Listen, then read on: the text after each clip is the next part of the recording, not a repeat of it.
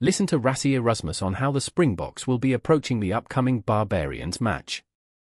Yeah, Ken, no, it's actually a difficult one to plan around, but it's almost an easy one to answer. We want to start on a good foot.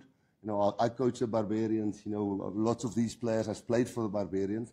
The Barbarians is a setup where it shackles off. The pressure on the Barbarians is almost to play entertaining rugby and not to almost worry about the consequences. I remember when I coached them there. If they get together on a Sunday, it's a bunch of great names, talented guys who get together. So, there's not a lot of analysis that we can do on them. So I guess we'll focus a lot on ourselves for that game. But yes, it is an opportunity to maybe some of the players who hasn't played for a while, maybe was in Japan, and then to get a few of the other guys who maybe hasn't played for the Springboks, not a test match, but hasn't played for the Springboks, get a few of them in.